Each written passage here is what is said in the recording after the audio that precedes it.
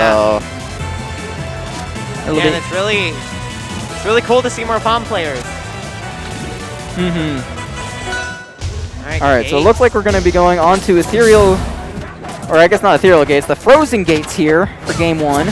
Great stage, great music. Yeah. So... Yeah, immediately I'm really interested to see how w0wells plays around those float stalls. Because that's something Dingo does a lot.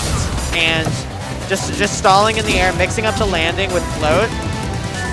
I wonder if w0wells is going to play more preemptive to try to deal with that, or if we're going to see more of a patient approach. Oh, wow. So what I can say about that, usually whenever I like to play fast characters against Pomme, like for example, I've played Maple Pomme quite a bit.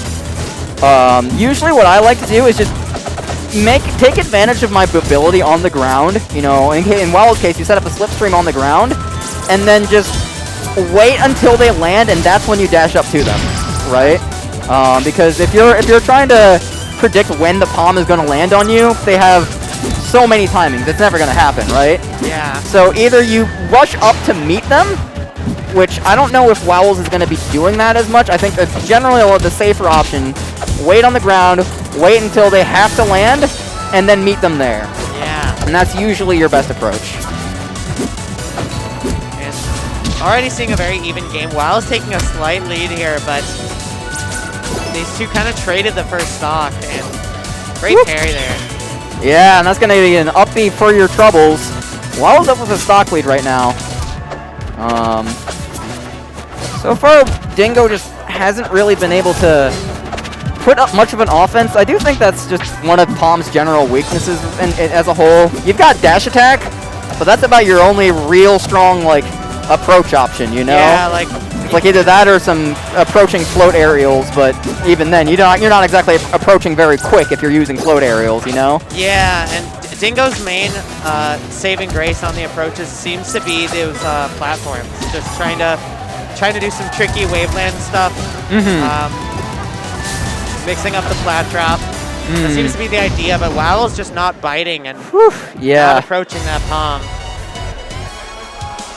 And just going to be a clean game there. I mean, it really was just coming down to w0wells' whenever w0wells hit, it's Wrastor punish, and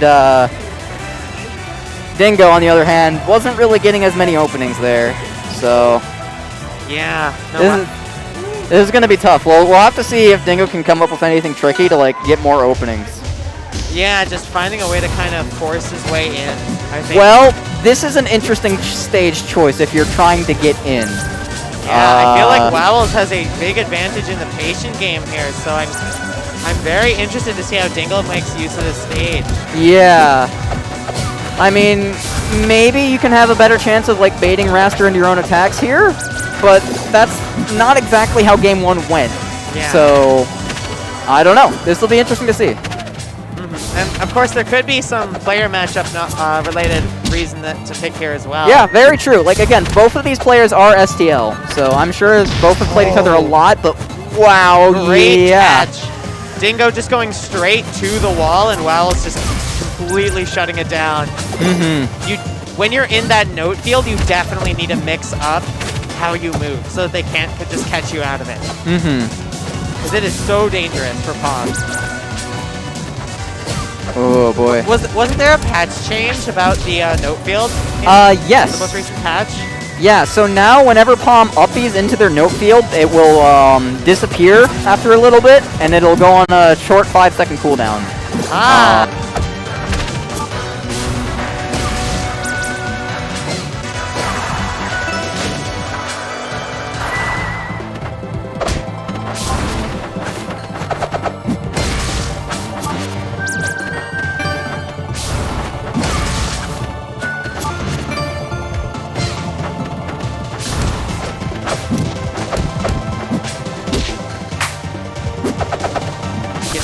When you're sure you can make it back. To help out with that, though, they did add an upbeat cancel. So you know how if Pomme does uppie and then tries to do a second uppie, she'll do a little flip. If you press dodge during the startup of uppie, it'll just go straight into that flip now. And you can actually use that to save your song field off stage. So you're not forced to up B into it if you have to recover with up B. No, Which is that's very, very nice, for sure. All right. Dingo evening it up, but it's kind of like we said, w0wells is just getting in and then getting a lot of damage. Yeah. Dingo is not really making good use of the Fire Capital's ability to play more patient. Yeah, this is... I mean, we've kind of been talking over it, but this is definitely looking a lot rougher than the Gates game. Yeah. I mean, at least on Gates, it's a smaller stage, so it's a bit easier to land your hit, or at least for your hit to connect in the first place. Yeah. But here, there's so much more room for w0wells to space around that he's comfy right now. I'll tell you that right now. Oh my god, what that a down B! That was wild. And you're just dead. Yeah, not able to reach the note field. And one thing I really liked from w0wells, a lot of the time Dingo would do a plat drop into a float, and w0wells just straight up up aired it. Didn't fear it at all. A lot of times Dingo would float and w0wells just was there to up air it. Trying to float weight when w0wells is in your face is definitely not the answer. No, definitely not. Because you will just get hit for it. You either need to move away or fight back right away. You can't really afford to half commit, especially when Wrastor is in your face like that. Okay.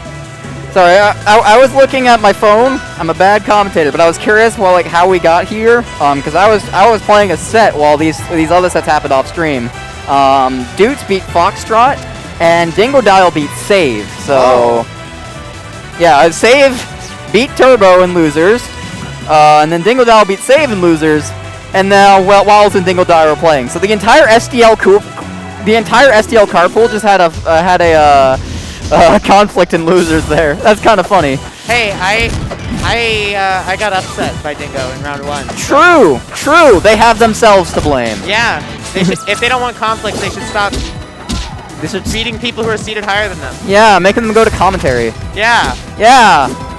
Come on, guys. Yeah, y'all put me on here to commentate. Yep. Typical. Honestly.